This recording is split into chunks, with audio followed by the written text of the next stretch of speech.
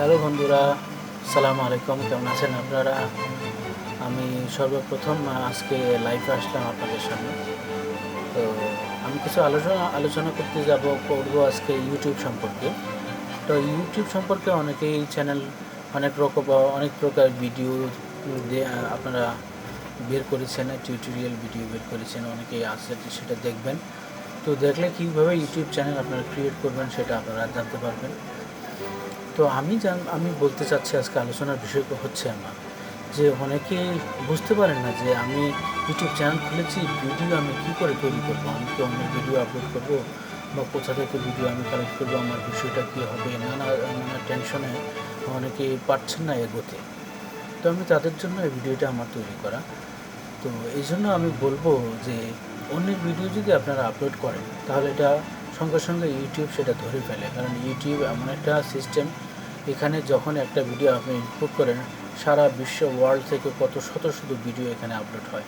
তো ওখানে আপলোড হওয়ার পরে একটা সেটিং অপশনে সেটা ঘুরতে থাকে, ভিডিওটা ঘুরতে যখন কারোর সঙ্গে ম্যাচ হয়ে যায় তখনই কিন্তু এটা কপিরাইট হয়ে আপনাকে ক্লেম করে। অনেক সময় দেখা যায় যে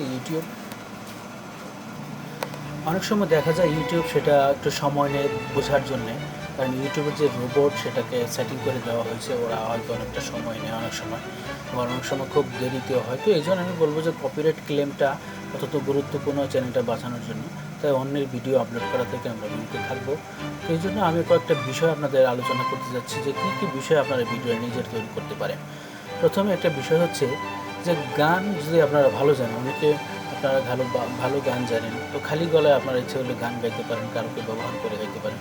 তবে একটা ব্যাপার খেয়াল রাখতে হবে, যেন কারোকেও যদি আমরা গান গাই, আমাদের নিজের কণ্ঠেও যদি আমরা গানটা গাই এখানে আপলোড করি, তো একটা কারকের সম্পূর্ণ মিউজিকটা আমরা সেখানে ব্যবহার করতে পারবো না। কিছু কিছু মিউজিক হয়তো 20 সেকেন্ড 30 সেকেন্ডের মিউজিক আমরা ব্যবহার করতে পারবো, বা একবারে সম্পূর্ণ গানটা আমরা ব্যবহার করতে গেলে আমাদের কপিরাইট ক্লেমটা হবে।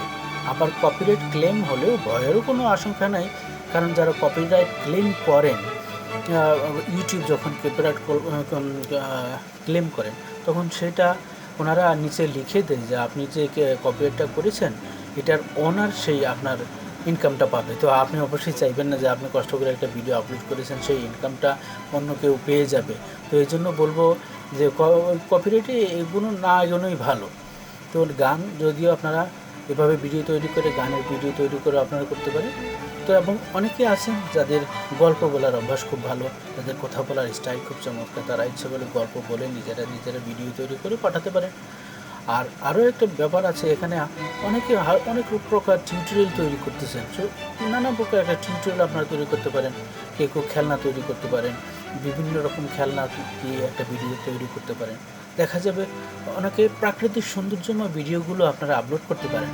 প্রাকৃতিক সৌন্দর্য ভিডিওগুলির মধ্যে দেখা যায় গাছ, প্রকৃতি, পাখিপালা, নদীর দৃশ্যগুলি আপনার ভিডিও ধারণ করেও সেখানে লোড দিতে পারেন।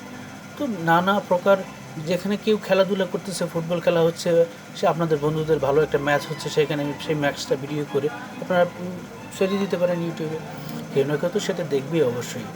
আর এই ইউটিউবটা অবশ্যই একটু সময়ের ব্যাপার, আস্তে আস্তে আপনারা অবশ্যই সকলে সফল হবেন।